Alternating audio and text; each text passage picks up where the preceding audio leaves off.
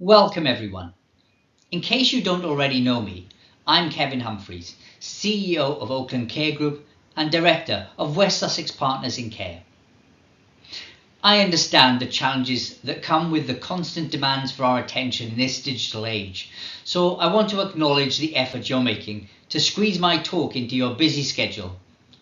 I'm committed to making this presentation as valuable and engaging as possible as we explore the crucial role that leadership plays in shaping the future of social care.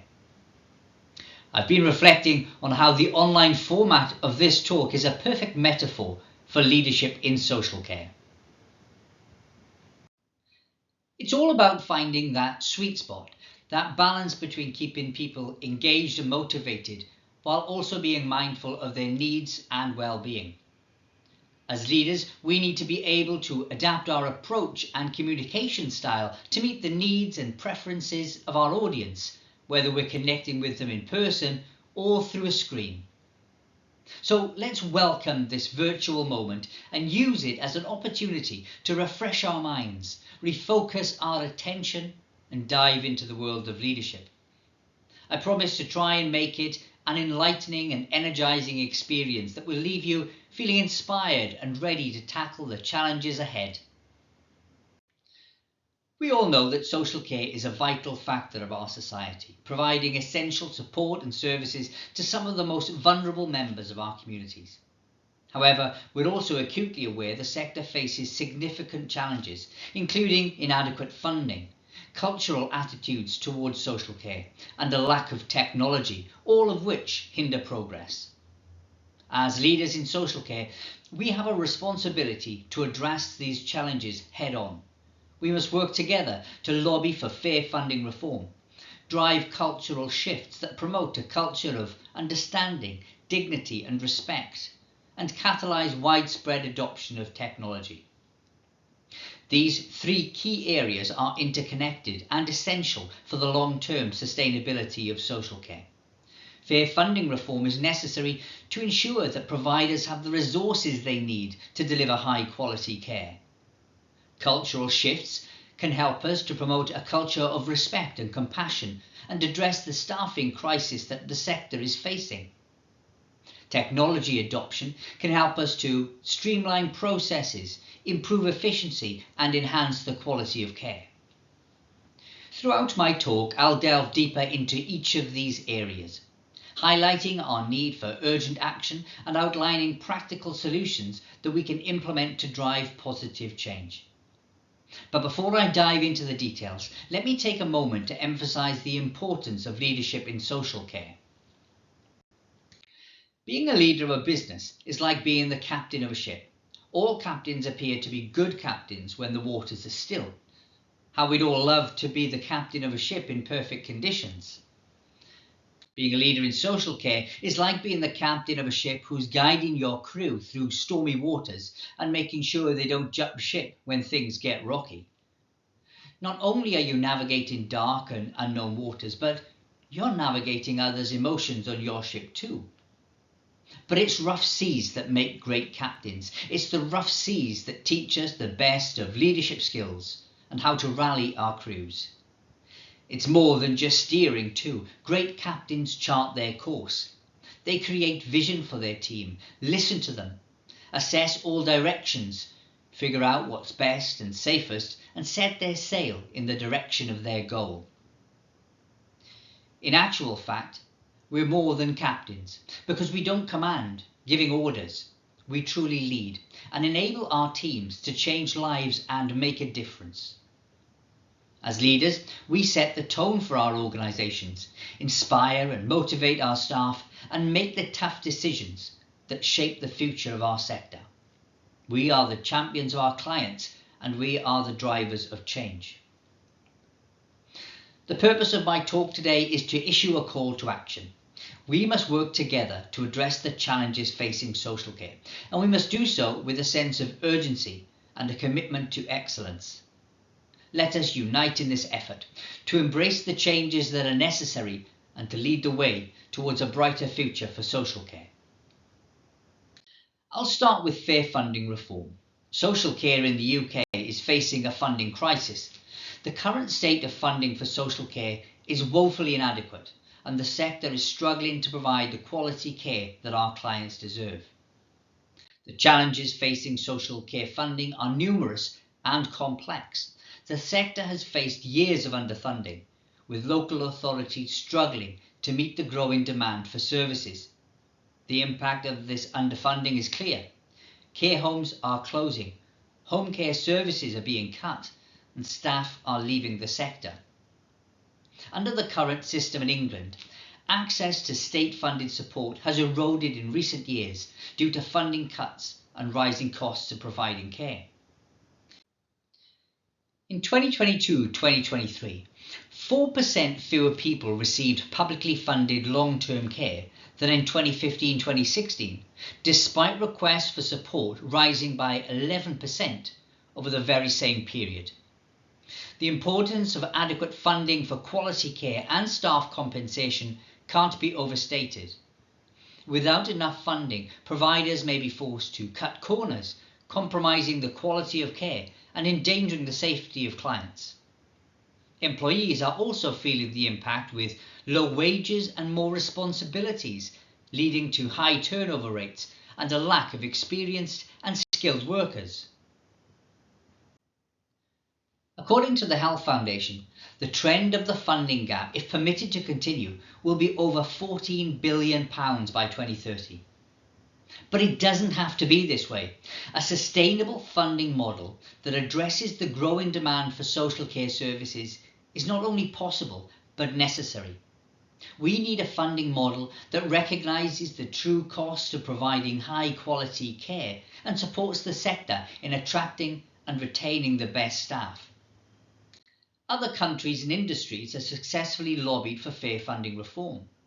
The Netherlands has a robust social care system that emphasises long-term care for the elderly and disabled. The country has implemented a mandatory public insurance scheme called the Long-Term Care Act, which helps finance long-term care services.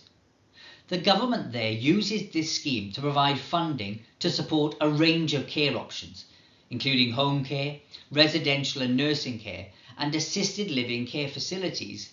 Individuals are allocated a budget according to their income, which they can use to select their choice of appropriate care that meets their need from public and private providers.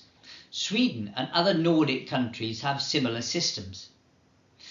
We can learn from these examples and work towards a similar outcome in the UK.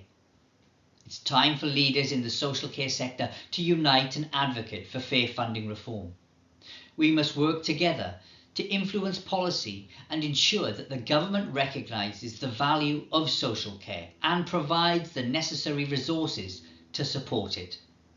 However, we must first address the obstacles to building public support for change. The low levels of public understanding of what social care is, how the system works, and what people may be entitled to when they come to need care. Many people don't have a good understanding of social care unless they have direct experience of it.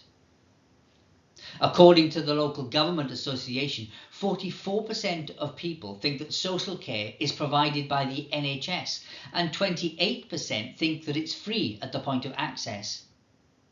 Raising public awareness and understanding needs to be the first step if we're to have any chance of a fruitful national debate. The LGA produced a video to this end, which I'm sure most of us, let alone the rest of the population, hasn't seen, even though it's been around for 4 years. I have it here to show you today.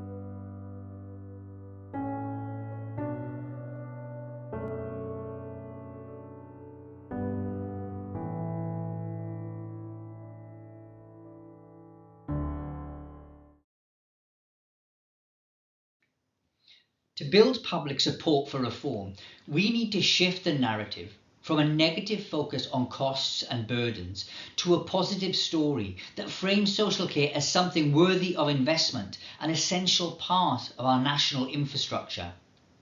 The Nordic countries successfully built public support for taxes and levies by creating a positive narrative around social care, emphasising its role in supporting the wider society and the economy by freeing up unpaid carers and creating employment through a thriving social care sector, as have Germany, Japan and others. This brings me on to my next topic, driving cultural shifts through grassroots movements that emphasise the societal importance of social care and counter the stigma and misunderstanding around our work. Did you know that according to a recent survey, more than 40% of care employees have left a previous role simply because they felt unappreciated? This statistic is not only alarming, but also a symptom of a deeper issue: the lack of understanding and appreciation for the vital role that social care plays in our society. We need everyone to recognise the value and contributions of care workers and give them the respect and support they deserve. According to Skills for Care, cited in a research briefing for Parliament, the turnover rate for care workers paid above the real living wage was 5.6% lower than those paid around the national living wage. Care workers who received regular training had a lower turnover rate of 21% compared to 32% for those who didn't. Care workers with social care qualifications had a lower turnover rate at 26.5% compared to 37% for those who had no qualifications. And the CQC has also highlighted that services supporting career progression and training have higher retention rates. This suggests that one way we can demonstrate our recognition of the value of care work is by providing opportunities for career progression and professional development akin to those in the NHS. This isn't just providing access to training and education, but includes creating clear pathways for advancement. By doing so, we can attract and retain the best talent in the sector and ensure that social care workers are equipped to provide the highest quality care. Likewise, we need to challenge the stereotypes and misconceptions that surround care work. We need the wider public to recognise, as we do, that social care isn't just about personal care, but also about enabling, empowering and supporting individuals to live their lives with dignity and respect. We need to work together to create a movement that celebrates and values social care, a movement that promotes the value of care work and challenges the stigma and misunderstanding that surrounds it. We need to create a culture where social care is seen as an essential part of our society, not just an afterthought. If we're to promote the value of care work and showcase its positive impact, we must first understand the roots of these stereotypes and misconceptions. It seems to me that education plays a crucial role in fostering understanding and recognition, perhaps like some approaches employed to teach students about recognising prejudice. This is done by encouraging students to explore realistic situations where conclusions are made on either reason or prejudice. Taking inspiration from this, I believe we too must employ innovative methods to showcase the true worth of care work. We can compile real stories showing the deep impact it has on individuals, families and communities. Perhaps we could create debate topics that examine the cost and effectiveness of care. We want information that raises eyebrows, ignites conversations and encourages minds to really ponder the value of care work. We can collaborate with others who share our passion for social care, partner with local businesses, community groups and educational institutions by organising community events, volunteer opportunities and fundraisers to support social care initiatives and promote the value of care work and challenge the stigma surrounding it.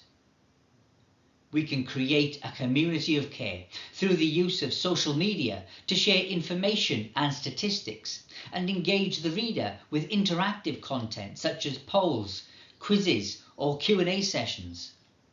To share real-life stories through vlogs, blogs or posts. Through collaboration with media outlets such as local TV, newspapers and radio stations. By partnering with influencers who are passionate about social care and collaborate with them to create content that resonates with their followers. By developing educational resources such as video or infographics. Through these efforts, we can educate the public about the importance of social care and the positive impact it has on society as a whole. We can support and empower care workers by providing them with training, resources and recognition. Invest in their professional development and provide opportunities for growth and advancement, then publicly celebrate their successes and recognise their contributions to the community. We must ensure we all foster a culture of gratitude and appreciation of our care workers. Encourage individuals and families to express their gratitude for the care they receive and to recognise the value of the care work that workers do. And finally, lead by example by promoting the value of social care in our own organisations and communities. At Oakland Care Group, we have taken significant steps to professionalise care careers and elevate the status of our care staff. Our care staff are now known as care practitioners, advanced care practitioners, senior care practitioners and lead practitioners, with responsibilities corresponding to their levels within those roles, which in turn depends upon their education, experience, skills and abilities. These roles and levels also have corresponding uniforms and pay grades, providing a clear career development pathway for our employees. My models today are Maria, Julie, Pat and Carol. They'd never forgive me if I didn't give them a shout out. This professionalisation of care roles has had a profound impact on our team. It has boosted morale, job satisfaction and retention rates as our care practitioners feel valued, respected and motivated to develop their skills and advance their careers within our organisation. By investing in our staff and providing them with opportunities for growth and advancement, we are cultivating a more skilled, dedicated and stable workforce, which directly translates to higher quality care for our residents. These changes will help to shift public perception of care work over time too, by using professional titles and establishing defined career pathways. We're demonstrating that care work is a skilled, valuable profession that requires expertise, dedication and continuous learning. This helps to challenge the stigma and misconceptions surrounding care work and raises awareness of the vital role that care practitioners play in supporting the well-being and dignity of those they care for. As more organisations professionalise care roles and promote the value of social care, we will collectively build greater public understanding and support for the sector. By elevating the status and recognition of care work, we can attract more talented individuals to the field, secure better funding and resources, and ultimately deliver the high quality care that our communities deserve. I now want to move on to technology.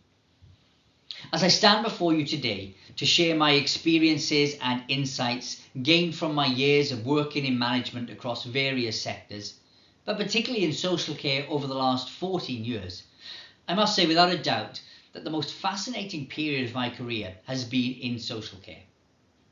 It's a truly emotive and rewarding business, filled with moments that touch our hearts, challenge our thoughts, and tickle our funny bones, that are unparalleled in any other sector I've been involved in. It's both an art and a science, bound by the wonder and complexity of human emotions. Ever since I was young, I've always been fascinated by technology. from learning basic code when we were working on DOS to experimenting with the myriad of options available on Microsoft's Excel.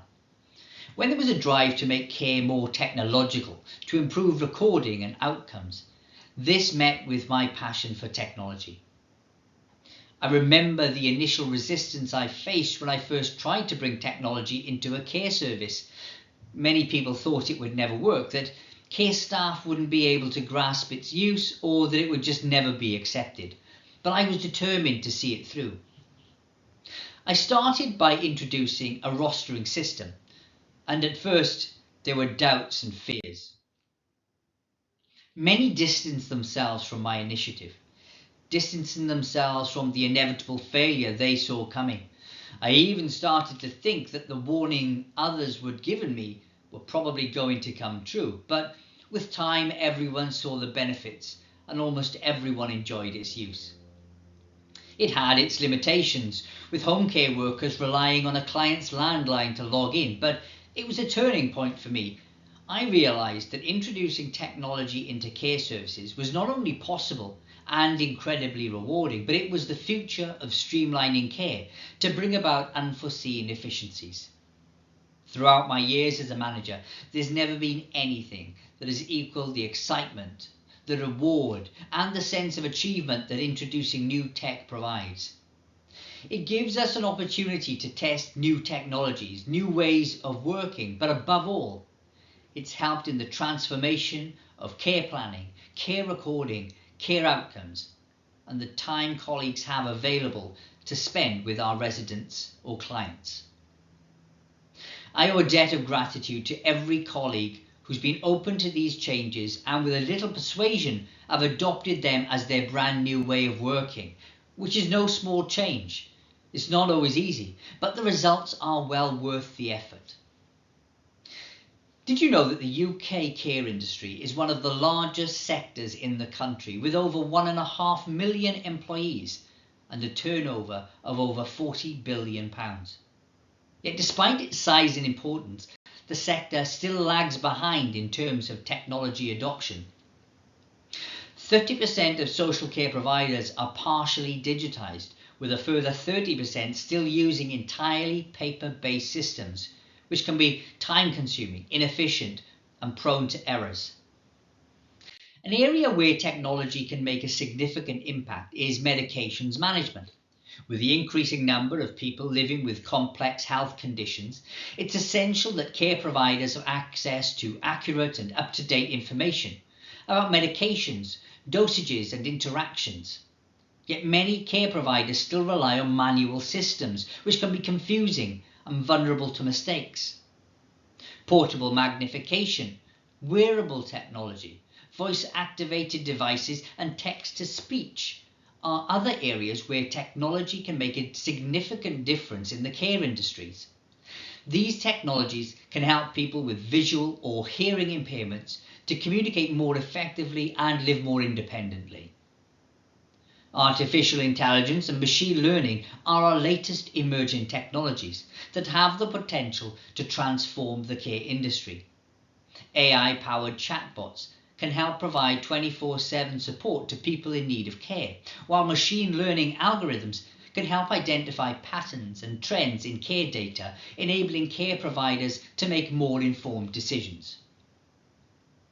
Care home falls cost the NHS over £2 billion a year.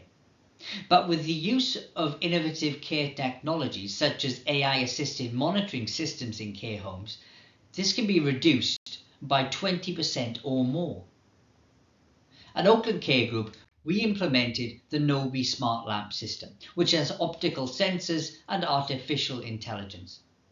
The Nobi lamp monitors residents 24/7, and when a fall is detected, the lamp connects care staff with the resident by phoning the home, allowing them to reassure the resident that help is on the way. Within moments of the fall, care staff are with the resident, providing assistance and increasing the chances of a better outcome. Nobi lights can help prevent falls in several ways too, by providing automatic lighting when a person gets out of bed or enters a room. The light colour and intensity can be adjusted to mimic natural daylight patterns, promoting better sleep and wakefulness cycles. And the alerts from the app can be set up in different ways, personalised to each resident's risk factors. For example, to warn staff that a resident is sitting up, so about to attempt to stand and walk without assistance. This isn't a sales pitch for Noby Lights. I'm not getting any commission here. As they say on the BBC, other products are available. This is just a real-world example of how the introduction of AI-assisted monitoring systems can bring peace of mind for clients, their families and care staff, knowing that falls will be detected and responded to quickly. But as we all know, the road to technological adoption isn't without its obstacles. One of the biggest challenges is the lack of resources and infrastructure. Many providers struggle to invest in technology due to limited budgets and outdated IT systems. Staff resistance is another hurdle, as some may feel hesitant to adopt new technologies or worry about their jobs being replaced. So how can we catalyse widespread adoption of technology in social care?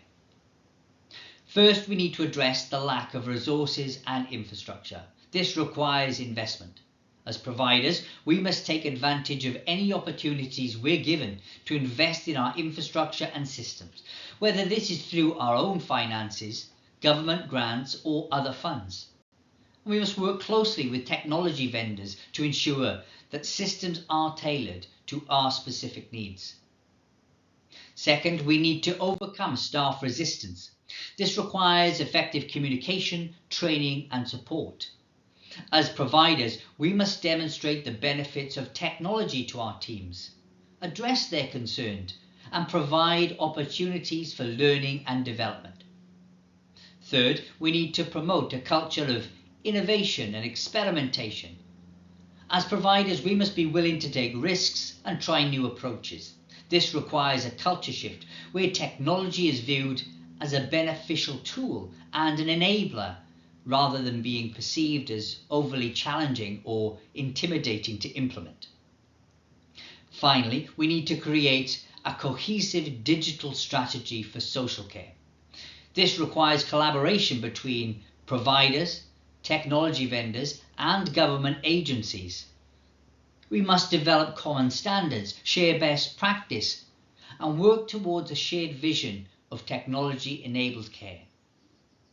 Technology has the potential to transform social care, making it more efficient, personalised, and user-friendly.